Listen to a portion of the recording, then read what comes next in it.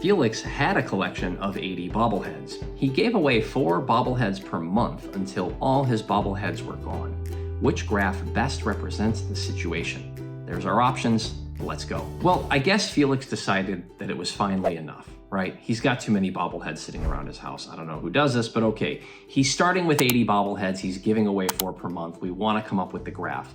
I think a helpful way to approach this is to make a table of X and Y values. And in our case, X can mean the month and Y can mean the number of bobbleheads that Felix still has.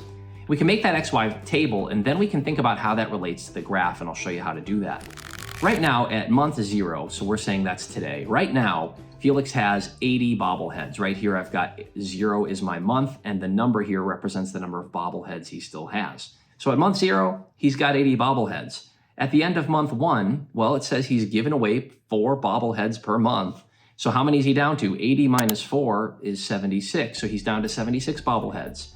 And at month 2, he's going to go down another 4. So 72 bobbleheads left. Month 3, he's going to be at, let's see, that'd be 68 bobbleheads. And we keep going down by 4 every month.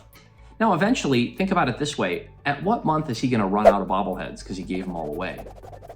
If he's got 80 to start with, and he's giving away 4 per month, let's divide 80 divided by 4, and he's going to have, at month 20, he's going to have given away all his bobbleheads because 20 months of 4 per month is the 80 bobbleheads he started with. So eventually, in the long run, this table at month 20 is going to get down to 0 bobbleheads remaining.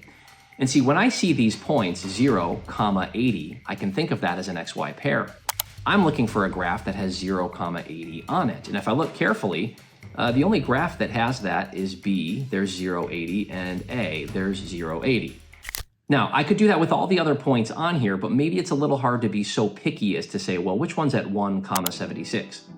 The reason I extended all the way down here to 20, 0 is that I think that's the easiest other point to get at. At month 20, he should be down to 0 bobbleheads. And if I look carefully at the 2 options that remained, option A and option B, it's option A that at month 20 has a Y value of 0, meaning there's 0 bobbleheads remaining at that point. So our option here, the linear equation that best models this situation, is graphed in option A. And if you got that, great thinking.